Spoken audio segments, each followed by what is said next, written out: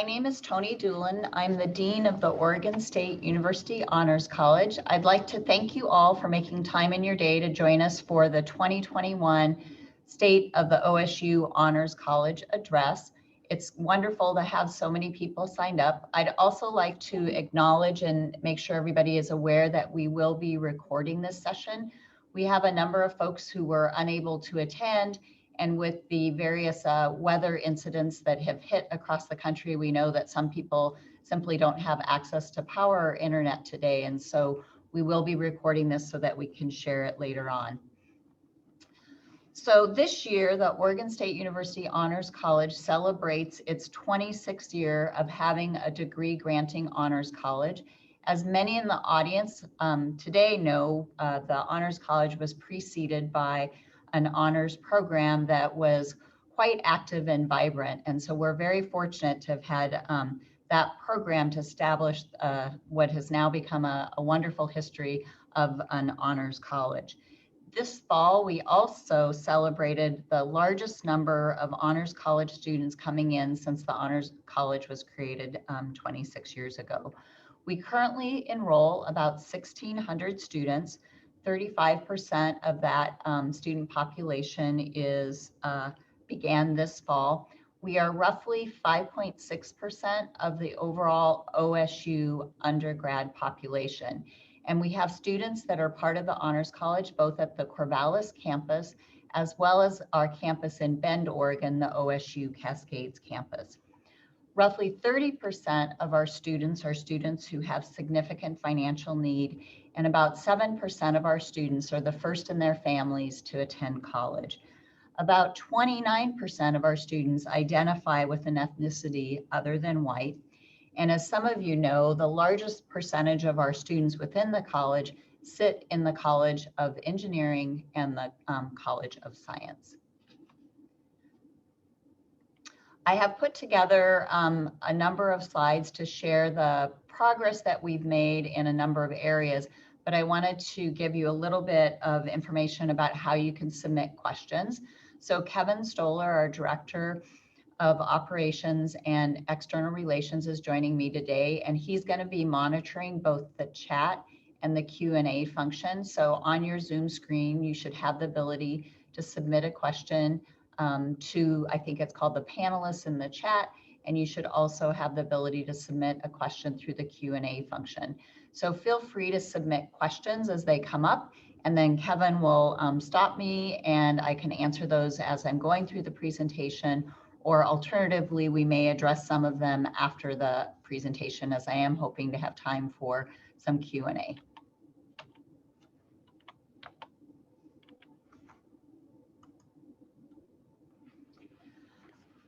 So the way that I've organized the session for today is to really focus on the 4 strategic priorities that are part of the recently released Honors College Strategic Plan 2020 to 2025.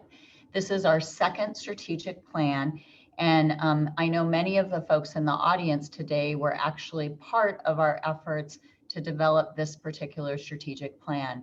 Within our new strategic plan, we have 4 strategic priorities: a transformative honors experience, a diverse community that inspires all, providing access to experiential learning, and increasing our honors college impact both at and beyond OSU.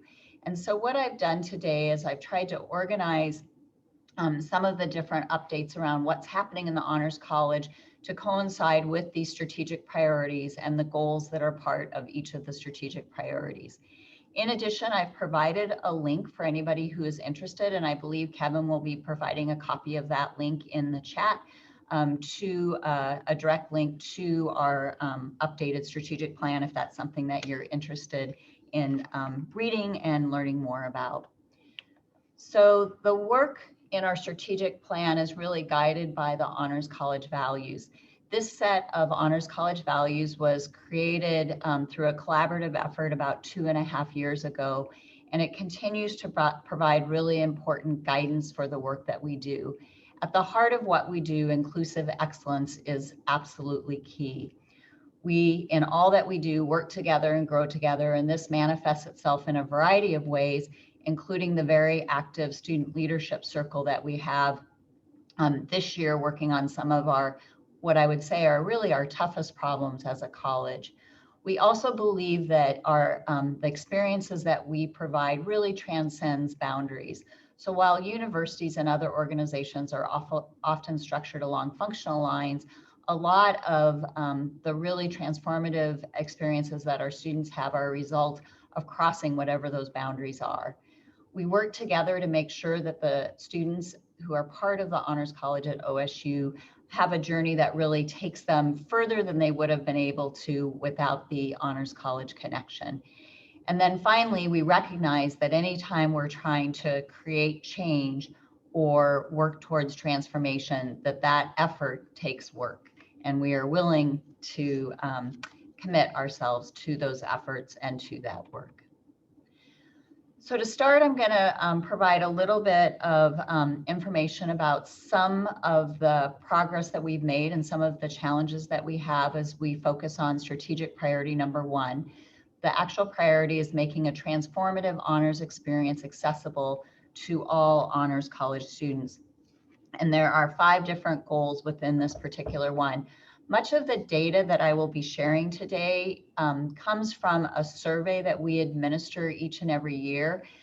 We have an annual survey that asks students about their experiences, gives them an opportunity to provide us with feedback, and it also allows us to measure areas that we need to make progress in, and it also shows us when we are making progress. In this particular survey, so this would have been administered in the spring of 2020, which was a unique year, as all of you are aware. As a result of the pandemic, basically students left campus just before the start of spring break, and then spring term and subsequently summer terms and fall term and now winter term. Classes at least have been primarily offered remotely. And so I'll talk a little bit about, as we go through some of these metrics, some of the ways in which having to change the mode of delivery for a lot of our programming as well as our academic and research mission has impacted our results. We were really pleased to see, however, that approximately 41% of the students that were part of the Honors College in the spring when the survey was administered did reply to the survey. And so we feel like the results that we're sharing with you today provide a really nice reflection of where we were at least in spring of 2021. And I do have some data that come directly from what's happened subsequent to spring term, so over summer term or fall term. So one of the things that we do is we have our students share with us how they experience the different elements, if you will, of the Honors College. And so most of you are aware that we have Honors College courses, that our students participate in an independent research process under the advisement of a faculty committee, and that results in their Honors College thesis. Within the Honors College, we've always prided ourselves on providing really high level of support for our students so that they can really personalize their experience at OSU. And then we provide a number of extracurricular and co-curricular activities and events to help meet other needs of the students and basically help address other interests that our students have. And so we asked our students both about how important these different Honors College elements are, and then we also asked them what their satisfaction level is with those. And across the board, students are very satisfied with the course offerings, the thesis process, advising, as well as in events and activities. But as you dig into these data, and I haven't provided a lot of low-level details yet, you'll see where we have different opportunities for improvement and places where we do quite well. And so now I'm going to jump into talking about some of those different elements of the Honors College experience more directly. So one of the ways that we look at how our students are progressing towards their honors baccalaureate degree is what we call a process called Satisfactory Progress. And there are basically 3 different elements about whether or not students are moving in an expected way towards the completion of their honors degree. And so when they're making progress in all of those areas, we consider them to be in good standing within the Honors College. And as of fall 2020, so just this last fall term, about 80% of our students were in good standing. And the things that we look at specifically are their overall OSU GPA. In order to earn the honors baccalaureate degree, students need to maintain a cumulative OSU GPA of 3.25 or higher.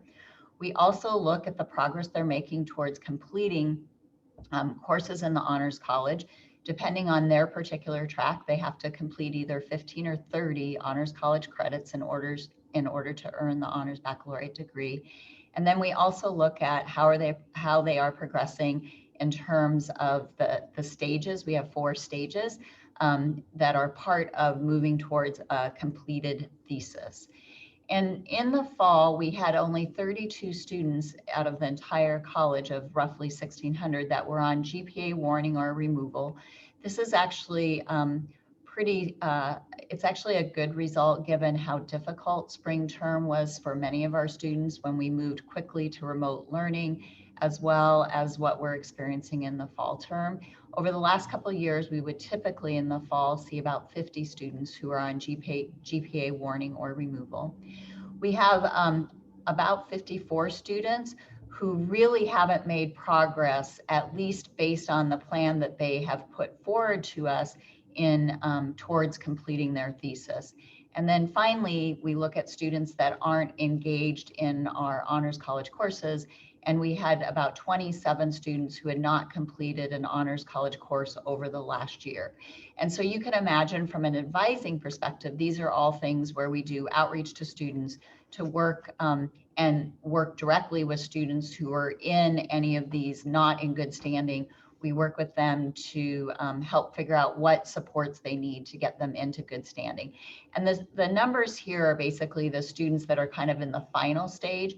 We have basically 3 different levels of warning, if you will, that will dictate where they are in that process, both for GPA, their thesis progress, as well as working towards completing the number of required Honors College credits. I also want to share where we're at in terms of honors degree completion. In the in the spring of 2020, we awarded just under 200 honors baccalaureate degrees. Right now, we offer 3 different honors baccalaureate degrees: the Honors Bachelor of Arts, the Honors Bachelor of Fine Arts, and the Honors Bachelor of Science. The bulk of our students complete the HBS. Starting next year, we have also added the Honors Bachelor of Music, which is a new degree program at OSU, and we now have an honors pathway into that.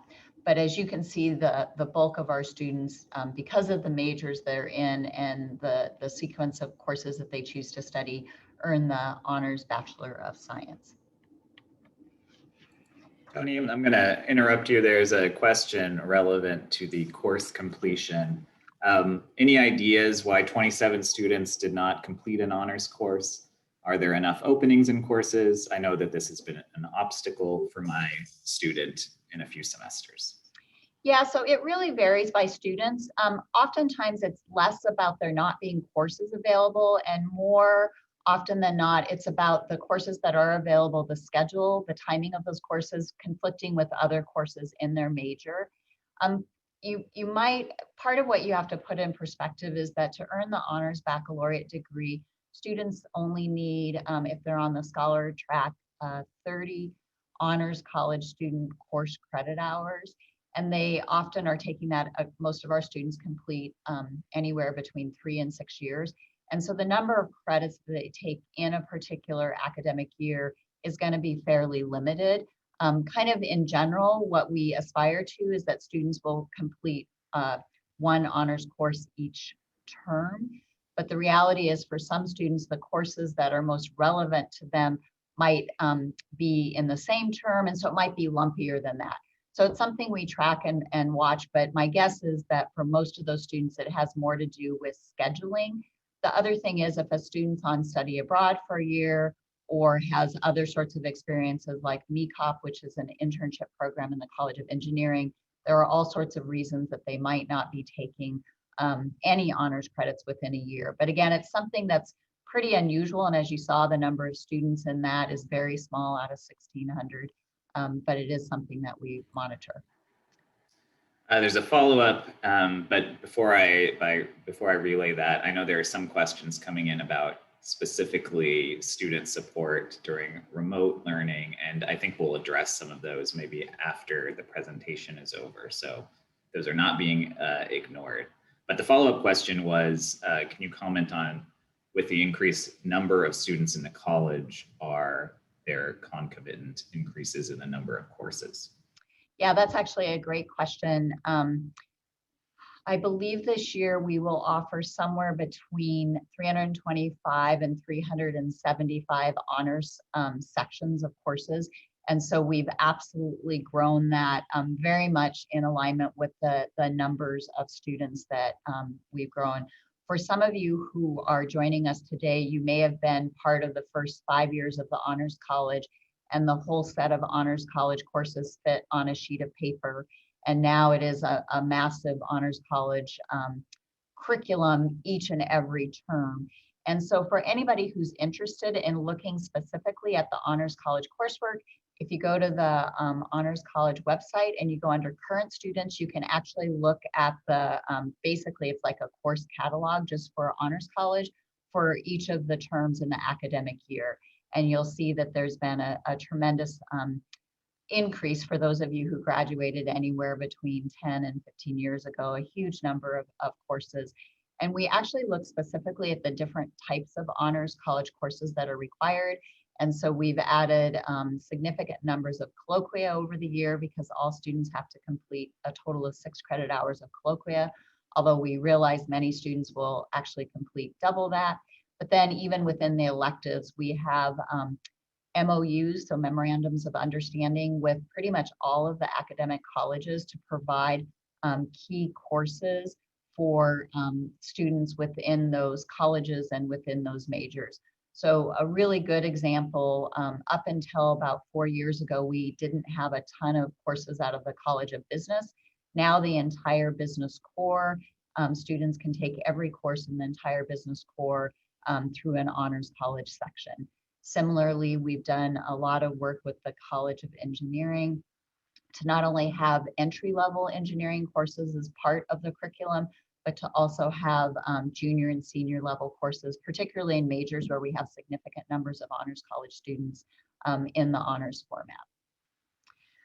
So one of the other things that we're really concerned about and looking at in terms of the making the transformative Honors College experience to all is taking a look at the cost. So I think most of the folks who have joined us today are aware that if you're a student in the Honors College, you pay something called differential tuition. And the differential tuition itself is used, most of it goes back to the academic colleges to pay for the instructors to teach the Honors College courses. But what we do know is that for students, particularly for students who have high levels of financial need, that additional differential tuition can sometimes be bring great pause to their decision to stay in the Honors College. And so one of the things that we look at is the number of students who withdraw from the Honors College and tell us that cost is one of their major factors in withdrawing. And so what we've seen is that, and one of the things I will frame these particular data with is that this is based on that annual survey. And so it doesn't include every student in the Honors College. But of the folks that responded in spring of 2020, 43% cite basically that cost was one of the reasons that they withdrew from the Honors College. I'm sorry, these data aren't from the annual survey. These data are actually from the point at which the students decide to withdraw, and then they tell us why they've chosen to withdraw. And so it's pretty interesting to us, because what we've seen is that cost back in spring of 2018, when we structured our data collection at the point when students choose to withdraw, cost was actually an even larger factor. And I'll talk a little bit later about some of the work that we're doing in terms of providing Honors College differential tuition scholarships to support students, so that we're hopeful that fewer students have to leave the Honors College because of the added differential tuition.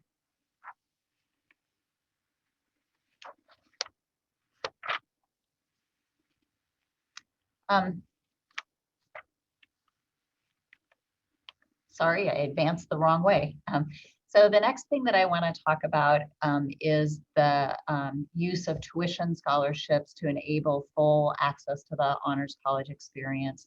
And so in the 2015-2016 academic year is when we started our differential tuition scholarship process. Prior to that, we had a handful of tuition scholarships. Many of those scholarships are provided to students at the time they are admitted to the Honors College. Some of them are 1 year in length, some of them are 2 years in length, but we have a pretty limited, prior to creating the differential tuition scholarship program, we had a pretty limited number of scholarships specific to the Honors College. Many of our students do qualify for other scholarships within their academic college and apply for other types of scholarships from community organizations and foundations as well. But we've seen a nice uptick in the percentage of students who have been able to receive an Honors College tuition scholarship of some sort.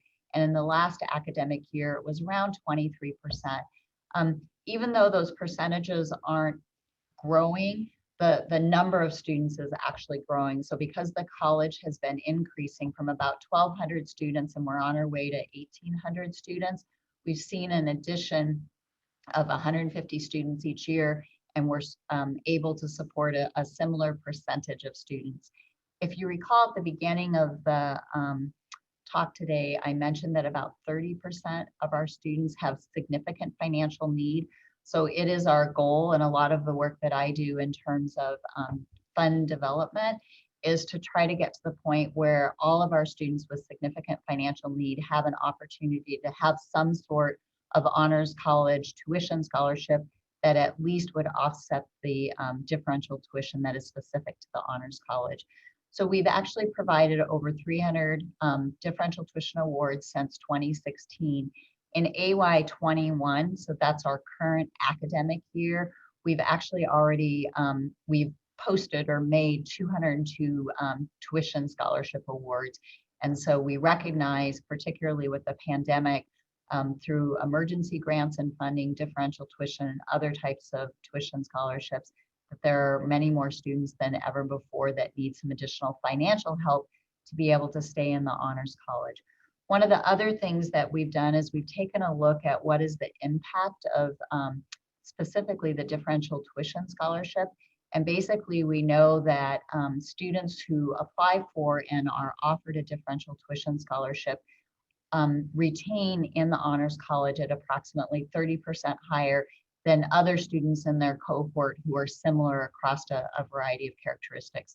So we know these are really important scholarships, and it continues to be a priority for us to be able to raise funds. And currently we actually use some of the differential tuition monies that come in to support scholarships, differential tuition scholarships for students that have these high levels of financial need. Next, I want to talk a little bit about some of the co-curricular engagement opportunities. So we look really closely at the extent to which students engage in the Honors College co-curricular activities. Many of our students are very involved in co-curricular activities outside of the Honors College, and over time they become connected, for example, with professional organizations that might be associated with their discipline, or perhaps they participate in other things like marching band, for example, that allow communities outside of honors. So this is just tracking the percentage of Honors College students who are engaged in activities that are specifically sponsored by the Honors College. And we kind of look at it by cohort year. So first year students, regardless of what their academic standing is, they might be freshmen and they might be juniors and still be first year students. And then we track that across time. 2020, we definitely saw a decline in the engagement of students in co-curricular activities. Part of this was definitely a result of the pandemic. When we moved in spring term very quickly to remote, we did offer a decent amount of programming, but for a lot of students, just even being successful in their coursework was difficult. And so their time for co-curriculars decreased. Also, as you can all imagine, participating in co-curricular activities and Zoom is just not the same as doing that in person. So we definitely saw, primarily as a result of spring term, a decline in some of our participation numbers across all of the cohort years, more or less, relative to 2019 and previous years. That's something that I think in fall term, we've done a much better job in terms of being able to offer a diverse range of co-curricular activities. And so I'll talk a little bit about some of what we've done since we started this new academic year. And so we've continued our Dean and Friends, and we've moved those completely virtually. So those happen via Zoom. So that way, regardless of where students are, they can participate. And for both fall, winter, and going into spring term, we will conduct anywhere from 4 to 6 Dean and Friends events. We actually had a really interesting one last night on intellectual property, and heard from one of our honors program OSU alum about the process to file and successfully complete patents. So that's just an example of bringing in folks from the community who can provide and deepen our students' understanding of things that are important in the professional world of today. We've done a number of events this fall and winter related to career connections. We know that this is a really important aspect of the Honors College experiences, planning for what's going to happen post-Honors College. And so we've been really excited to see really high attendance at these different career connection events. I'm also excited that we've really expanded the interaction between Honors College and some of the more recent Honors College alum and our current students. And so we've had some coffee panels, again, remote. We've had these real talks, they call them. So really kind of getting into some of the nitty gritty of those early years of being a professional. And then we've also had a handful of events on our Instagram live events with alumni. And so in many ways, the ability to provide programming remotely has allowed us to pull in more alumni and have alumni have an opportunity to connect and mentor and support our current students. We do focus a lot on not just what are some things that are out there in terms of career connections, but how can we support students in developing the professional skills that they need so that they can be successful in internships and then after OSU, as well as successful in graduate school or whatever they decide to do post OSU and post Honors College. So some of these come out of our Career Development Center, and then we basically work to get presentations that will really meet the needs of Honors College students.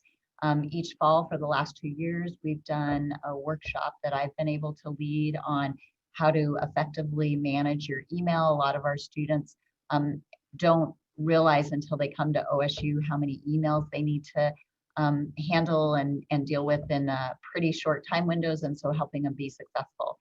And then we work really closely with our campus partners to make sure our students are aware of and have the opportunity to engage in campus-wide opportunities.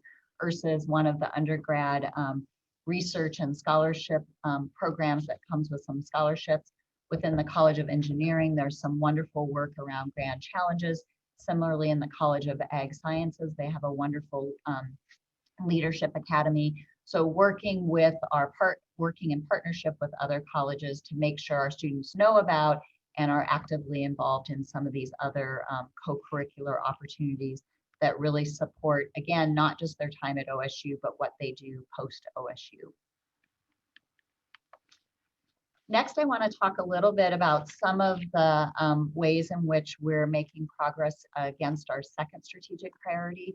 So our second strategic priority is focused on building and fostering a community that really inspires students and faculty from all backgrounds, majors, and colleges to want to be part of the OSU Honors College. So one of the things that we've done, I think for about the last 4 or 5 years, is we, as part of our annual survey or as a separate survey, have actually looked at the climate. So what does it feel like to be a member of the Honors College community? Do all of our students experience the Honors College community in the same way?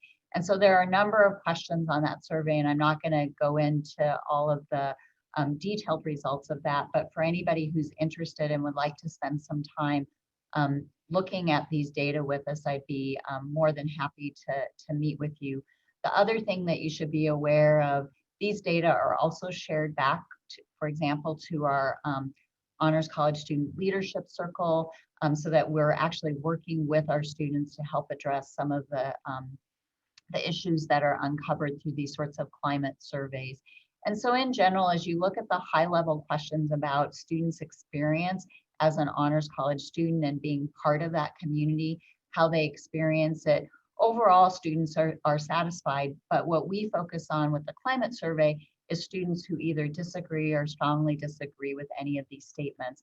And then as one example, what we do is we look at how students identify across different aspects of their identity to see if there are certain students or certain subgroups of students that experience the honors college in different ways. And so this is just one example. The statement was, I believe that students, faculty, and staff in the honors college interact positively with each other across differences of, and then we look at these different ways in which students might identify. Recognize, of course, that students can identify in more than one of these categories. And one of the things that we've seen the last 2 years is that our students who come to OSU basically with higher levels of financial need oftentimes experience the honors college in different ways. And so once we have this sort of insight, we can actually then focus on what we need to do programmatically and what we need to do in terms of creating community to address the different types of experiences that students have. So this sense of belonging and feeling like the honors college is a place that supports and where students can be successful is really important to the overall objective of the strategic priority number 2. And so this is an example of where some of our work is done. The next slide just shows you an example for students that disagree or strongly disagree with some of these statements. We ask them to provide us with specific examples, if they're comfortable doing that, as to why they believe that they experience the honors college in a way that's different than other students. And so I provided here just a couple examples of the comments that we receive. And so one of the things that I will say is that we understand that while we can measure a lot of things quantitatively, that it is really important to understand the context and the narrative that that exists with our student experience. And I feel like we're very fortunate in that, number one, our students participate in focus groups and surveys at really, really high rates compared to the general campus population. And then that really helps us figure out what we need to do to change and to make adjustments to the experience and the way in which students experience the honors college. Next, I'm going to jump into the third strategic priority. This particular strategic priority really focuses on making experiential learning accessible to every honors college student. For every student who completes their honors baccalaureate degree, they will have a chance to be involved in one type of experiential learning activity, which is research or scholarship. But it really is our goal to have students be able to participate in other types of experiential learning. This might be related to leadership, it might be related to service learning, or it might be related to global learning. And so as it relates, experiential learning relates to the thesis process, one of the things that we do is track really closely how students are progressing against the completion of the honors college thesis. And so as I mentioned earlier, the thesis process, we've actually kind of artificially broken up into 4 stages. As you can imagine, when students are joining us either from community college or directly from the high school, they don't come to the honors college and OSU even understanding what research is. Some students maybe have participated in open-ended projects in high school or things like a science fair, but actually conducting independent research and making a unique contribution to a body of knowledge, and doing that pretty much independently, obviously supported and supervised by faculty, is a really daunting proposition. And so what we've tried to do is divide what it takes to complete a thesis up into these 4 stages. So the first 2 stages are really around understanding what research is and what a thesis is. And then in the second stage, we really focus on how do you get started? How do you find a mentor? How do you find a topic? How do you make sure that you have the qualifications you need to conduct the type of research or scholarship that you're interested in? And I'm really excited in that we've made, these are just the 2019 and 2020 data, but we've seen really a nice increase in students who are completing within their first year the stage 1 of the process for both our first year students and our transfer students. Our transfer students typically only have 2 years in the honors college because they're coming to OSU from another university or from community college. And so they're going to complete their OSU degree in a pretty short time. And so as it relates to the thesis, it's really important that we get them up to speed and connected with a mentor and a research project really, really quickly. On the right of this slide is just basically the stage 2. And this is where, rather than just kind of learning generally about the thesis process, you really start to make some plans about your own progress. And this is an area, particularly with first year students, where we still have some work to do. We saw a nice uptick over our 2019 engagement in stage 2, but we're continuing to focus on making sure that students are aware of how to basically go through the steps of stage 2 and trying to reach out to students who haven't yet engaged and trying to make sure they engage. Typically, we want them to complete stage 1 in their first year, and stage 2 is a first or second year sort of activity, because then they're well positioned to actually start working with a faculty mentor on their research, which is the stage 3. And then stage 4 is more about writing up and defending the actual thesis process. We also work to understand from students what are some of the challenges that they face in getting to work on the thesis. And we see that they feel like they're supported, they see value in the thesis, they believe that the thesis is going to be useful, and not too many of them actually fear that they're going to have to postpone their thesis process. But one of the things that we found is that some of the students, just the initiative to connect with a faculty member can be one of the hardest pieces of making progress in their thesis. So even if they understand it kind of academically, the actual step of engaging with a mentor and making progress can be one of the more challenging. And we have a lot more data around this space that, again, anybody who's interested, I'd love to find time offline to chat with you more. Within the strategic priority, again, we're not just looking at just the thesis as the only experiential learning opportunity, but looking more broadly at experiential learning opportunities.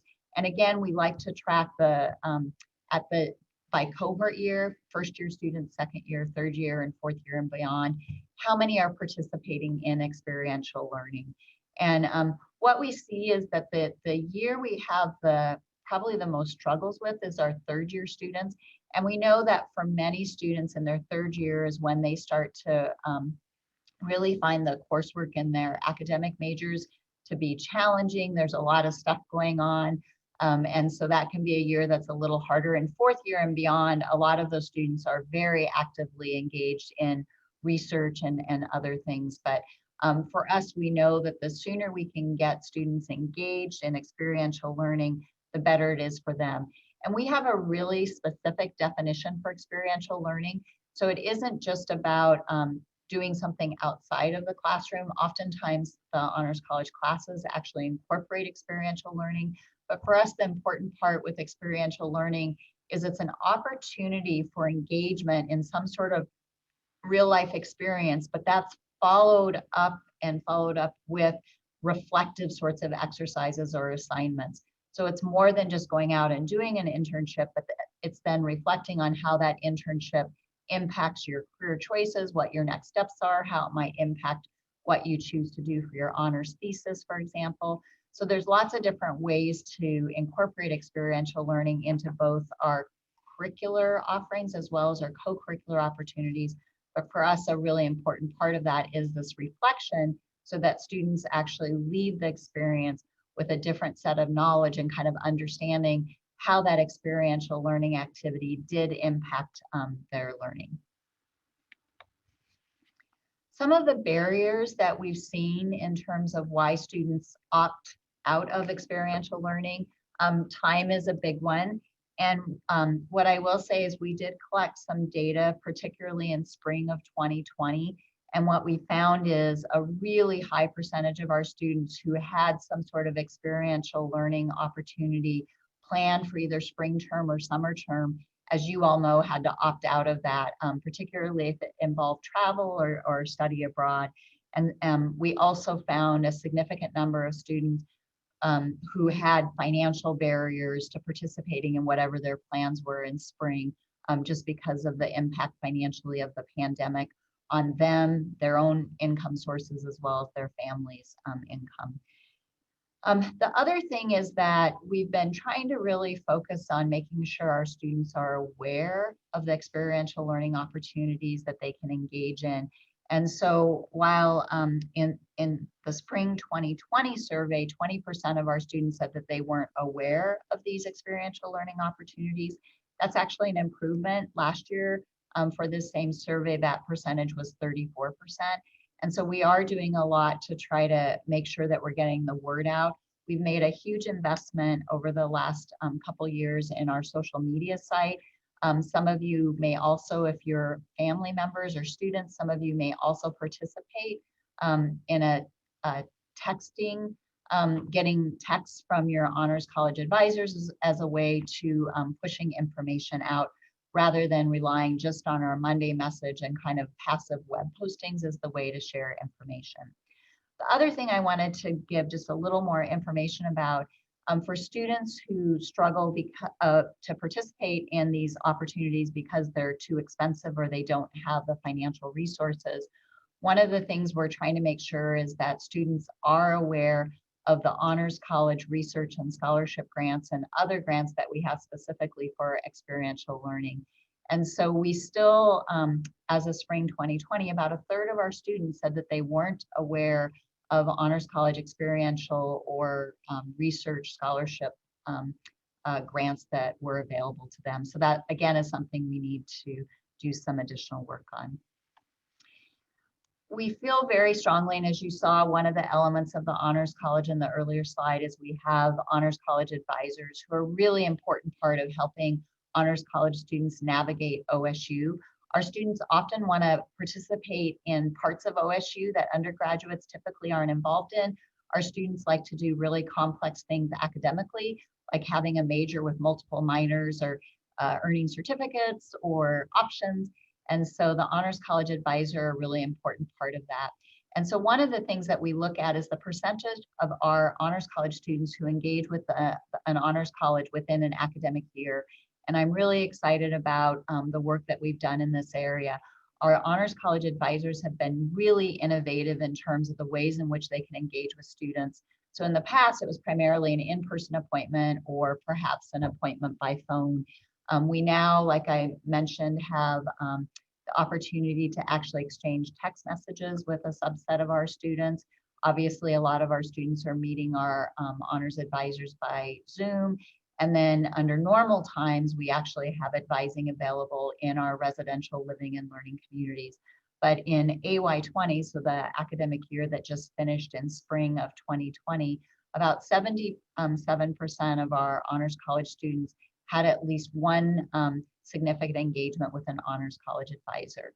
The other thing that we do is we track over time the percentage of students who are regularly meeting with an Honors College advisor. Unlike some of the academic advising where you have to meet with an advisor in order to get your PIN, in order to register for your courses, because the Honors College is an add-on degree, they don't have to meet with their Honors College advisor. But what we find is that students who meet regularly with their Honors College advisor across their entire time at OSU actually have more opportunities to get support. Again, a lot of times for things that they're trying to piece together across multiple colleges or things that they're looking at in terms of what they want to do post OSU. And so now I'm going to wrap up with some of the progress we've made against strategic priority 4.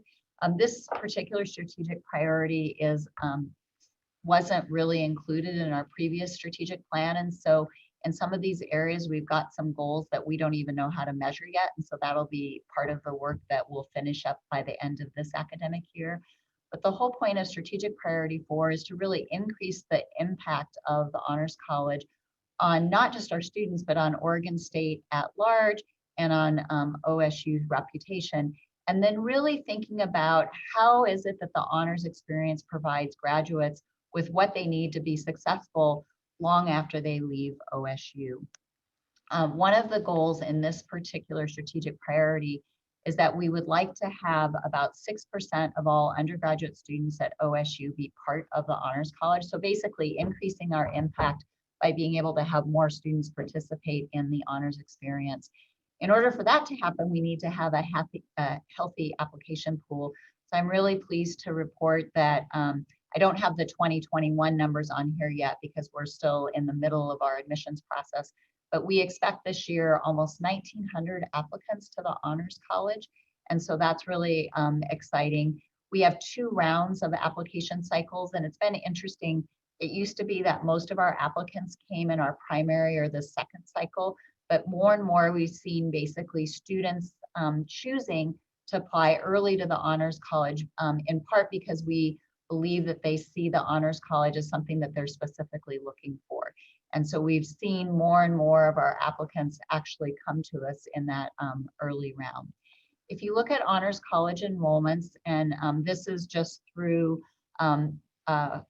fall of 2020, we are just around 1,600 right now, and that would be the fall data. Even though it was fall of 2020, it's considered the academic year 2021. And so you've seen a nice uptick. One of the things that's a little interesting about Honors College is even though we admit about what we call 450 to 500 first-year students, many of those students come to OSU and they actually have sophomore, and some will even have junior level status. And so the way that institutional research looks at our data is based on how many credits they come to OSU with. So it looks like, for example, that in 2020, we only had a little over 200 freshmen, but we had about almost 500 first-year students. So what that means is about half of our first-year students actually came to OSU with sophomore status because of transfer credits or being able to get credit through AB or IB courses. But nonetheless, we've been able to meet our enrollment targets, and we continue to see really healthy application numbers. So we don't anticipate not being able to be close to 1,800 students in the fall of 2021, which is kind of the final, if you will, size of the Honors College. And at that point, we should be roughly 6% of the overall OSU population of undergraduate students. In this idea of trying to increase our impact and our reach, if you will, it's really important for us to engage with external partners. And a lot of that happens through our co-curricular events and programming. And so on the far right, the fall 2021 data is for fall term only. And so we basically have winter and spring term data. We definitely saw an impact to the number of events and programs, as well as the number of external partners we engaged in spring term because of things being shut down in spring of 2020. And so that's why our 2020 numbers look a little different than they normally would. And so with that, I'm going to go ahead and wrap it up. I do have a couple of slides. We have quite a few events coming up to engage with OSU and Honors College alum really across the US. And so next week we have a virtual networking event. We have a really exciting speaker, Matt Johnson, who's going to talk about wearable electronics, and will be featuring one of our Honors College students. Hopefully some of you have already received invites and are planning to participate in March 4th in our Winter Research Showcase. I think we'll have about 10 current Honors College or recent graduates do 3-minute presentations about their thesis research, and it will be from across a wide variety of disciplines. And then you'll have a chance to actually meet with the students in different Zoom breakout rooms. And then going into March and April, we have a number of virtual networking events. We're really excited.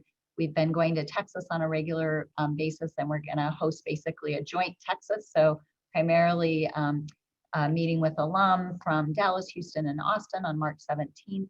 And then we'll have a Portland virtual networking event, a Seattle. And then for the first time ever, we're going to be doing a joint DC and Chicago networking event in mid-April. And then the details will be released shortly. We have a really interesting panel and speaker coming in mid-April. That's our portal event. And I did want to highlight on April 28th, OSU will be doing its Day of Giving. And we've in the past focused on different types of student scholarships, experiential learning, as well as differential tuition. And so you'll be getting some information about that. And then finally, our honors thesis fair will be virtual again this year. And so it will be a nice opportunity for anybody who wants to participate in that.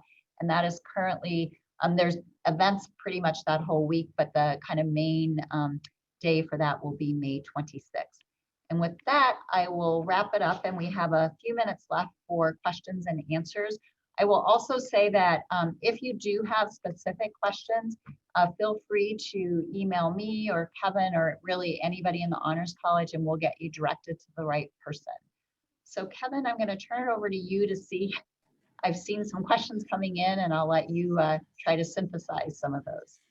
Yeah, we have several questions coming in, and some of them are kind of in group categories. So one, as I mentioned earlier, there's a number of questions have come in that are specifically about support for students who are remote, support for students who are first years on campus now and have not been able to have the same kinds of socialization and integration activities. So I think to synthesize that, can you talk at all about what the Honors College and maybe the university more broadly is doing to support those students, make sure that they get those opportunities, and whether faculty and staff are kind of being trained or aware of students who might be really struggling? Yeah, so there's actually been a tremendous amount of work done to provide supports for faculty and staff. As you can imagine, moving to a completely remote environment, and one that is really different than anything most of us were ever used or trained in as faculty. In addition, there's been quite a bit of training. OSU has always had a really strong mental health awareness training that's available for faculty, but there's been an increased emphasis on that. Similar to your students, our faculty are kind of in the same boat where they are trying to figure out how to be as effective as possible in the classroom. It's challenging to identify if students have, for example, mental health issues when in your class, all you see is a black Zoom box. So what I would say is, if any of you have students and you're concerned about your student, the number one and the best thing that you can do is refer your student to their Honors College advisor. If your student isn't in the Honors College, you can refer them to their academic advisor. Our academic advisors, while they are not trained counselors, they are very aware of the resources and supports on campus and what would be most appropriate. So if your student needs additional academic support, in honors, we have a number of study tables, we have academic learning specialists, and all of these services are still happening, just happening remotely. And so for a student, whether you're in Corvallis or not, you would have access to that. But really the Honors College advisor is the first point for your student to reach out, to share what they're struggling with, and then that advisor can really help advocate for that student to get help. I am also happy to talk to students directly, as is our Associate Dean, Sue Rogers. And so make sure and everything you can do to encourage students to come directly to us, and then we can help them navigate that. I'm not sure, Kevin, if I answered all the pieces of that. Did I miss any? It's a complicated question, I think, but I think you did a good overview. And the key thing is that if people have individual concerns or would like to talk further, or their student would, to reach out to you, or to, if it's a family member, and for the student, either to you or their Honors College advisor. The resources are there. I think some of the challenge, which we're seeing reflected in these questions, is connecting students with those resources. But your answer was a good segue. There's a couple of questions about honors advising and how it relates to major advising. how we're defining significant engagements with our advisors and what that contributes to student success, particularly maybe for underrepresented populations. Yeah, so the Honors College advisors are really there to help the student piece together, not just the details of what they want to do in a particular major, but really across their time at OSU. And also our Honors College advisors are absolutely key in helping the students navigate the thesis process. There are only a couple other undergrad majors across the university that require a thesis. And so the academic advising units, so like the College of Engineering, for example, they're not well positioned to provide advice to your students around the thesis process. What I often tell incoming students as well as continuing students is anytime you have a question and you're not quite sure where to go, you can always start with your Honors College advisor. And if it's something that's really specific to their major or their minor, our Honors College advisor will be able to facilitate getting in touch with the correct person, although the student should also know who that academic advisor is. But because of how advising is done at OSU, any notes or details that an honors advisor provides, that information is accessible to the academic advisor in whatever college that that student is majoring in. So it is fairly seamless. Kevin, was there a second part to that?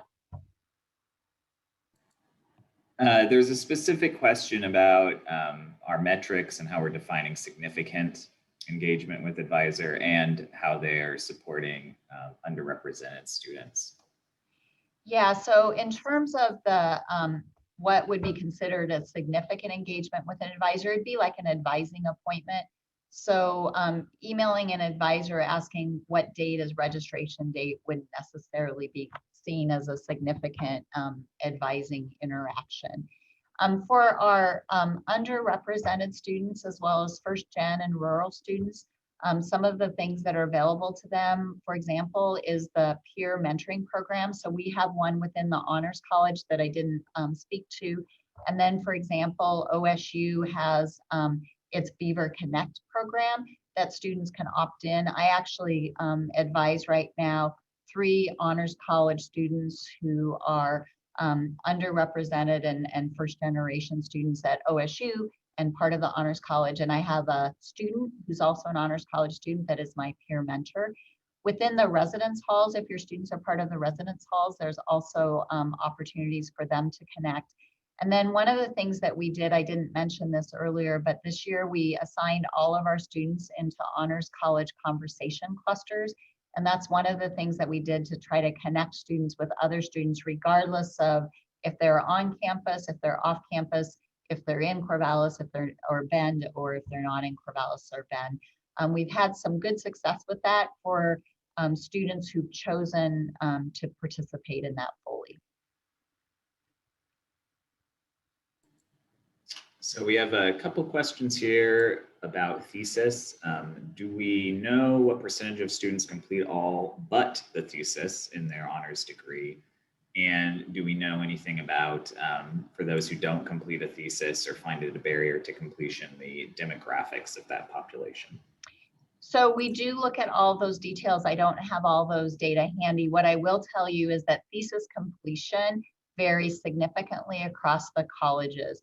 So we find, for example, students that are in the College of Science, many who are headed off to graduate school or to professional school will have really high thesis completion rates, like 70%. Similarly, our College of Liberal Arts students tend to complete the thesis at very high rates. In our 2 professional schools, which would be College of Business and College of Engineering, thesis completion rates are have historically been closer to 50 to 60%. So it does vary quite a bit by major. We actually just, Sue Rogers, Associate Dean of Honors, and myself just started engaging with the College of Engineering about some work that we're trying to take on. And we just earlier this week had, or late last week, had a meeting with one of the associate deans in the College of Business about really trying to increase the thesis completion rates in those 2 colleges specifically.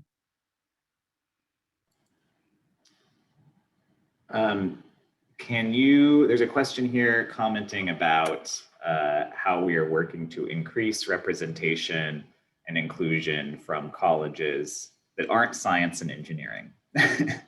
Yeah, so we do a lot of that work basically up front on the recruiting side. And so Gilda Cummin, who is our Director of Admissions and Communications, actively works with other colleges. OSU just rolled out a new, basically a new CRM system to help us with all of the things that we do related to admissions. And one of the things it's allowed us to do is to send way more specific messaging to prospective students who are in other colleges. It is actually our goal to have 6% of all the students in a college represented in the honors college. So while we might be 6% overall, we know we're underrepresented, for example, right now in the College of Public Health and Human Sciences and the College of Business. Those are the two that we're actively working on. How do we make sure that students know about the honors college and how they can apply? And in those colleges, we also work really actively to recruit transfer students, so students who are already at OSU but not part of the honors college, and work with the advisors in those colleges to identify students who perhaps would like the honors college experience and have them apply to and then become part of the honors college after they start at OSU. But there's a number of strategies, and the strategies do vary a bit by the colleges. And here's a question, takes a bit of a deep dive into some of our data. It seems like the percentage of increase in retention that we see with the students who receive the differential tuition scholarships is close or equivalent to the percentage of students who leave citing that cost is a factor. This on the surface might suggest that the scholarships are just mitigating the financial need. Is this a misinterpretation? The questioner would expect the scholarships to actually, increase motivation and or sense of belonging. I already sent an email to this person saying that data is very complicated. Yeah, that data is very complicated, and there are actually two different data sets. But so the 30% increase, we actually did kind of a separate study, basically matching students, if you will, students that received differential tuition scholarships and students who didn't, that had similar characteristics to make sure that it really was an effect. But anytime you do kind of a retroactive look at data, you don't necessarily have causation. And I will say, we know this at the OSU level, and we certainly know it at the honors college level. The financial piece is always just one piece of the story. It must be accompanied with things like support systems. It must be accompanied with resources that support the academic and physical and mental well-being of the students. And so we're very aware of that. We actually are very fortunate within the honors college. We have Leanne Baker, who's our Director of Student Success and Engagement. And then we also have an engagement coordinator now, Emily Garcia, that's really helping us look at kind of overall student well-being and success, getting to that honors degree completion, but also getting to whatever their goals are. And we are very comfortable with the fact that for some students, honors degree completion isn't necessarily the end game. It's not necessarily the end goal, but how do we make the best possible experience for them while they're at OSU and in the honors college? But again, for any of these more deep dive questions, I'm very happy to find time to connect with people. We are very transparent with the data that we're collecting. Part of the reason I do the State of the College is to share this information broadly. And again, we have specific groups that we work with, both within the college and then engaging our students to jump into and look at these data to help us become a better honors college. And I would only maybe add to that scholarship and withdrawal question that when students cite cost as a factor, there's a lot baked into that as well. In some ways, it's more of a statement of value, whether the cost amounts to the value. So I'd say that motivation is within that, and belonging is within that cost response. That is the questions, and that is our time. There are some questions I know that people have that are maybe a little bit more about your individual student or somebody that you know and experience in the honors college. So again, I would just reiterate that we're happy to talk about those issues with you in person or individually, not in person, figuratively speaking. in our Zoom person. Thank you all for joining us today. It was great to have this number of participants. We're really excited to share this information. And I am easily found and reached by email, Toni with an I.Doolen, Doolen at oregonstate.edu. And for any of you that are family members out there, if your students are struggling, please encourage them to reach out directly to myself or any of the honors advisors or anybody on the honors team. We're really here to support your students. It's one of the value propositions of the college, is being the small size of college we are. But thank you very much for your time today. And I hope that in the near future, we will be able to connect in person.